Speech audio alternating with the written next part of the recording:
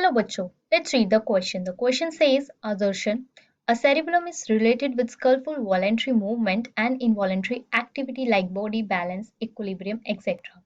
Reason is it is a part of hindbrain and it is situated behind the pone. So question में हमें एक assertion given है, एक reason given है, हमें पढ़ के option select करने हैं. तो option is both assertion and reason are true and reason is the correct explanation of A. B. Both assertion and reason are true, but reason is not the correct explanation of assertion. C. Assertion is true, but the reason is false. D. Assertion is false, but the reason is true. And option E is both assertion and reason are false. So question में हमें assertion और reason statement को पढ़ के बताना है कौन सा ऑप्शन करेक्ट है. So यहाँ पे हमारा की कॉन्सेप्ट है, की कॉन्सेप्ट इज सेरिबेलम. यहाँ पे हमारे सेरिबेलम की ही बात हो रही है. So assertion is a cerebellum is related to the skillful voluntary movement and involuntary activity like body balance, equilibrium, etc. ये बिल्कुल correct statement है. Cerebellum किस में involve होता है? वो involuntary and voluntary action दोनों को coordinate करने में involve होता है. Reason is it is a part of hindbrain and is situated behind the pons. ये hindbrain का part है, ये भी correct option है. But ये एक स्टेटमेंट इसको एक्सप्लेन नहीं करी. जो हमारा इनवॉलेंट्री और वॉलेंट्री एक्शन को कैसे कंट्रोल करता है इसको ये एक्सप्लेन नहीं करी. दोनों ही करेक्ट है बट इसको एक्सप्लेन नहीं कर रही है. सो क्या होता है, जो हमारा ह्यूमन ब्रेन है उसके 3 पार्ट्स होते हैं. That is the fore brain, mid brain and hind brain. और जो हमारा सेरिबेलम है वो हमारा पार्ट है किसका? हाइंड ब्रेन का. यहाँ पे हमारा सेरिबेलम प्रेजेंट होता है. हाइंड ब्रेन के साथ साथ पोन्स प्रेजेंट होते हैं एंड मेड्यूला, तभी इसकी पोजीशन बिहाइंड दी पोन्स आ जाती है. तो सेरिबेलम का बेसिकली फंक्शन क्या है? सेरिबेलम क्या करता है? ये हमारी इंफॉर्मेशन को रिसीव करेगा. इट रिसीव द इंफॉर्मेशन को रिसीव करेगा फ्रॉम दी सेंसरी सिस्टम. अब सेंसरी सिस्टम जैसे कि हमारा हो गया, सेंसरी सिस्टम में ये रिसीव कर रहा है. क्या कर रहा है? रिसीव. ठीक है.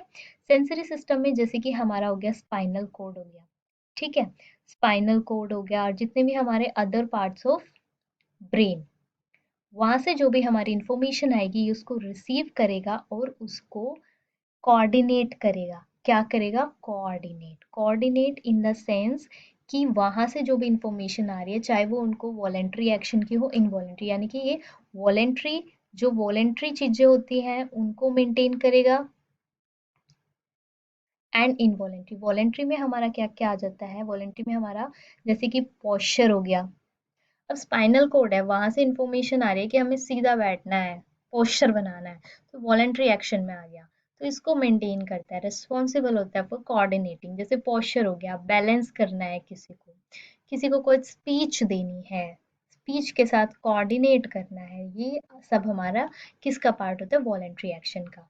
और इनवॉलेंट्री एक्शन भी ये कंट्रोल करता है. इनवॉलेंट्री एक्शन में क्या क्या होता है? इनवॉलेंट्री में जैसे कि हमारा स्मूथ मसल्स हो गए, स्मूथ मसल्स की एक्टिविटी, या फिर हमारे बैलेंसिंग, बैलेंस्ड मस्क्यूलर जो होते हैं उनकी एक्टिविटीज हो गई. मसल्स की बेसिकली एक्टिविटी हमारी किस में आ जाती है? इनवॉलेंट्री एक्शन में. तो सेरिबेलम जो है हमारा इन दोनों को कंट्रोल करता है. कैसे करता है? पहले वो सिग्नल को रिसीव करेगा, फिर उनके बाद वो इनको कोऑर्डिनेट करेगा. तो ये है इसका करेक्ट एक्सप्लेनेशन. वही हमारा जो इसकी पोजीशन थी वो थी हमारी इसकी कहाँ पे? हाइंड ब्रेन में. हाइंड ब्रेन में ये हमारा सिचुएटेड है. सो बोथ दी असर्शन, यहाँ पे हमारा असर्शन और रीजन दोनों ही हमारे करेक्ट है, बट रीजन असर्शन को करेक्टली जस्टिफाई नहीं कर रहा है. सो यहाँ पे हमारा करेक्ट ऑप्शन हो जाता है B. Both assertion and reason are true but reason is not the correct explanation of the assertion. So the final answer is B. Hope you understood it well. Best of luck.